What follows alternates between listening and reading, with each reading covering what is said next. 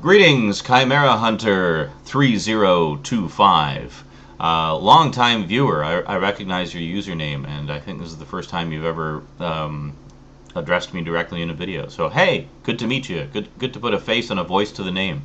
So you had quite a few questions for me. So I'll try to answer them in the order of your original video. For those of you who would like to see Chimera Hunter's original video, check it out down below. It's about 5 minutes long, just a series of questions and his own take on those particular subjects. Good stuff.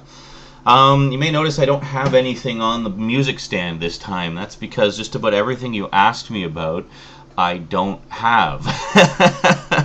I've seen almost everything you asked me about, obviously, but I just don't own them currently, except for The Thing. I do have The Thing, but only the DVD edition. However, it's behind all the Halloween stuff there, and I didn't feel like digging it out.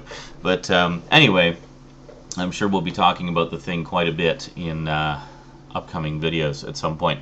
Okay, so just going through your questions in order. The first thing you asked about was, what do I think of Daniel Craig as James Bond?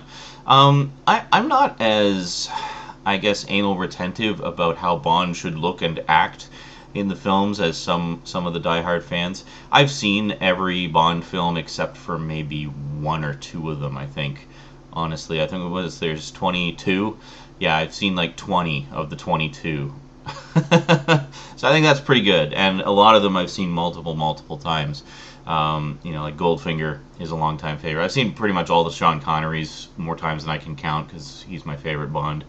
I've seen a lot of the Roger Moores multiple times because those are sort of the ones I grew up with. And yeah, I guess all the ones I have seen, I've seen multiple times. Just, you gotta love Bond, you know, can't get enough Bond. But what did I think of Daniel Craig? I thought he was great, actually. I know a lot of people didn't like it because it was just such a departure from the long-established formula. But I mean, think about that. I mean, the formula had been going on since the early 60s, and since it sort of first was established in Goldfinger. I know Goldfinger's the third movie, but that was the movie that really sort of got the formula where, you know, with the gadgets and the wisecracks and stuff like that. Whereas the first two, Dr. No and From Russia with Love, were a lot more serious and a lot more like proper espionage films where he was using his ingenuity and fighting prowess to deal with the enemies and villains and whatnot. And to me, the Daniel Craig movies were actually a refreshing change because I think that, yeah, sure, the formula had been working for 40 plus years, but let's face it, the last couple of movies with Pierce Brosnan were not that great. You know, I mean, they had some good little moments, obviously, and I really liked Pierce Brosnan as Bond, but it seemed pretty obvious that by that point the formula had become tired and outdated, and people wanted something different. You know, I mean, they weren't as successful as a lot of the earlier films, you know, relatively speaking. And it was time for a change. I mean, change is good. Embrace change. You know, sometimes it works, sometimes it doesn't. I think in the case of Bond, it worked great. And I think Daniel Craig was a really good choice to get back to me, it was really getting back to the roots of the series. Like, to me, Daniel Craig's two films were very reminiscent of the first two Bond films. You know, Dr. No and From Russia with Love. It was like a modern day version of those where it was Bond relying more on his ingenuity and his fighting prowess to get out of tight situations and such. And I also liked the fact that it sort of presented an origin story for the character where he's, you know, he's not a super spy yet. He hasn't quite learned all that it takes to be Bond, essentially. And it raised an interesting question. I almost thought, like, well, okay, what if being 007 and James Bond is sort of like a code name or a rank rather than an individual person, you know? There's a number of different ways you can interpret it. You can just take it as like, oh, it's just the same character, whatever, over and over again, same person, same guy. Or you can take it, you know, try to actually reconcile it and have it make sense in the grand scheme of things so that, like, you know, this isn't the same Bond. This is a new Bond who's taking on that rank or distinction, as it were, and, you know, whatever. You could talk about it quite a bit. I could probably go on at great length about that sort of theory. But, yeah, in short, I really liked Daniel Craig as James Bond. I thought he brought a gritty sensibility to it. I don't think he's a bad-looking guy. He doesn't have that sort of suave, debonair quality that a lot of the earlier Bonds had, but he was believable in the role. I mean, and he did have some pretty good lines in there, like I love in the Casino Royale where he's getting tortured by the guy hitting him in the nuts with the thing, and he's like, oh, my balls are itchy. And then he hits him, and he's like, no, more to the left. So he hits him again. He's like, I'm going to tell everybody you were scratching my balls. That was great. Even when being tortured, Bond can't resist the wisecracks. It was awesome. But yeah, so I'm definitely looking forward to the new one, which is apparently finally in the works. And hopefully we'll see the rest of them on Blu-ray as well. Sadly, I don't have any of my Bond films on Blu-ray anymore. They were some of the ones that I had sold last year. But yes, even those beautiful steel books that I was so proud of, it sucked to get rid of them. And I got like a pittance for them too. I really didn't get very much for them. Anyway, yeah, so bring on more Bond, and if Daniel Craig stays with it, I'll be very happy because I thought he was great. A lot of people are wanting to know my thoughts on the Thing prequel because everybody and their dog knows what a huge fan I am of the 1982 film. I actually have not seen it yet. I did have a movie pass just to go see a free movie. I think it has expired now. I got it as a Christmas gift last year, and I just never got around to using it. I was going to use that to go see it in the theater, but I never got around to it.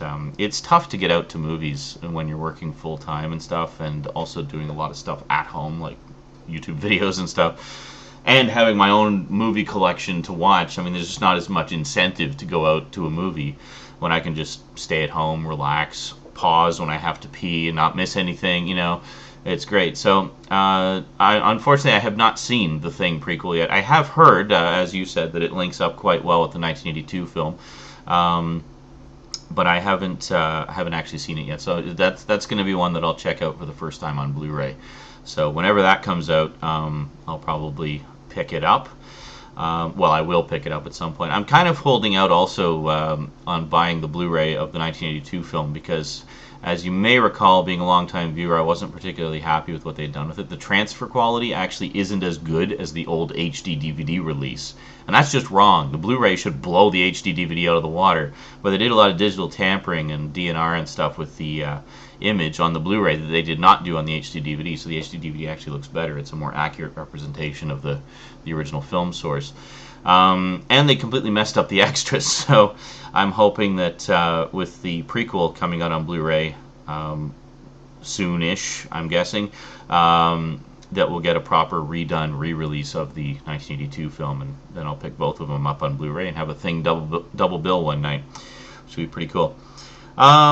Yeah, so I'll give you all my thoughts on the Thing prequel when I actually see it. You're not the first person to ask me about it, and I'm sure you won't be the last. So, to everybody watching, yes, I will talk about the Thing prequel, likely at great length. So, just hang in there. I have to actually see the film first. And no, I'm not going to just download it for free or something stupid like that. I want to see it on Blu-ray and get like the best experience I can. Lost. You're asking me if I had ever seen Lost. Yes, I have. I've actually seen all 6 seasons, including a short little movie that they did that kind of ties into the ending. And yeah, it's I really enjoyed Lost a lot. Now, I was really late to the Lost party. Wow, can we put more L words in there? And so I understand why a lot of fans kind of lost touch with Lost. Or lost them, as it were. In particular, I know season 3, a lot of fans bailed because it was the longest of the 3 seasons, and they basically got a full-length season, and it's pretty obvious that they were kind of padding things out. They had like specific major events that they wanted to have occur in each season, and by having more episodes, it just meant that the path to get to those key events was longer, so they had to pad it out more. So, for a good third of the 3rd season, there's not a lot going on. I mean, there's some interesting little moments, but I mean, it's not as not as engaging as the earlier and later seasons when they had shorter seasons. But what did I think of it? Honestly, being late to the party, Annetta and I were actually marathoning every episode, and we would be watching 5 or 6 episodes at a time. So even during the stretches where not a lot happened, we didn't really get that sense because we weren't waiting a week between episodes and watching it with commercials and stuff like that.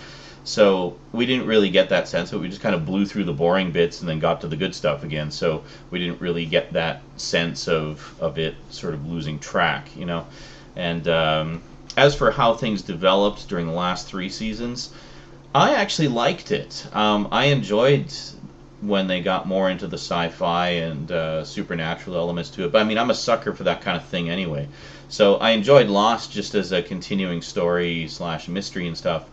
But then when it got more into the sci-fi and supernatural elements, that to me that just engaged me more because I thought it was taking some really interesting directions, and I liked the fact that we were able to travel through time and actually see what had gone on in the past and some of the key events that led up to the present day events that we had seen earlier in the series and stuff, and I enjoyed it.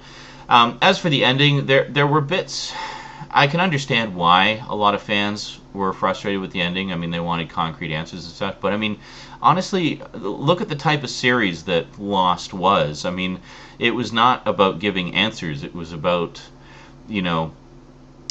asking questions. It was about, I mean, part of the fun of Lost as a fan was, of course, speculating about what was going on and theorizing and stuff. And there were a lot of really interesting theories going around. And I think if they had just kind of spoon-fed everybody the answers by the end, it would have Lost would have lost something. I just keep coming back to that. But so I don't mind the fact that they left a lot of it kind of ambiguous, and they left a lot of it open-ended. So I mean, maybe they'll do some kind of reunion movie at some point, and we'll find out a little bit more about what went on. I do recommend the little short film. I think it's called The New Man in Charge, that kind of follows on after the events of the finale, because it does answer a couple of questions that were not answered in the finale. So that was nice to see.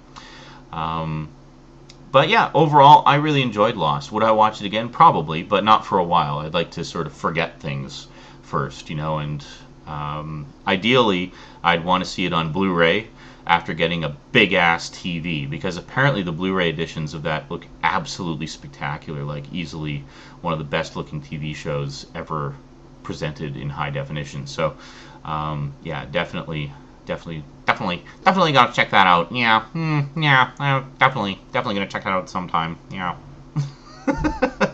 Little sewer urchin / Rain Man for you. And finally, you asked me about F.e.a.r, the games of F.e.a.r. I don't know if you ever watched my first impressions videos, but a while back, a couple Halloweens ago, I did a first impressions video game video of F.e.a.r 2, playing F.e.a.r 2 for the first time, and I think I just finished playing Dead Space, so I was looking for something new and scary. And F.e.a.r 2, just the demo of F.e.a.r 2 scared the crap out of me. It was awesome. So look that one up in the videos, and you can check out my reaction. But that's all I've played of the F.e.a.r series. And I will warn you, I suck ass at the demo. I mean, that was kind of a running theme of my first impressions videos. It was the first time I was ever playing these games, and I tend to suck at them. But that's all part of the fun. Enjoy the fail. In the case of F.e.a.r 2, I mean, I think it's just fun watching how scared I got out playing it, all alone in the dark with the night vision on, and it was a lot of fun. But that's a trilogy of games that I would definitely like to play. I see the first couple of them in the bargain bins fairly often, so I will pick those up at some point and play them. I'm in the middle of a pile of other games right now, so it's going to take me a while probably to get around to them, because I tend to play games very slowly because I don't have a lot of time as much as I used to for gaming. But yeah, but I definitely plan to check out more of F.e.a.r. I liked what little I saw, and I've heard nothing but good things about it. I've heard that it's kind of hit and miss. Like, there's certain aspects that are really good, others that kind of, I've heard some people complain there's a little too much shooting. There's like more of the horror aspect of it and stuff. But I have heard that the story's really good. So, I love a good horror story. Alrighty. Well, thank you very much for your questions there, Chimera Hunter. Everybody check out his original video down below, and check out my main channel as well for more reviews, randomness, and general geekiness. Alrighty. Thanks for the questions, and take care. So until next time, thanks for watching, and sayonara.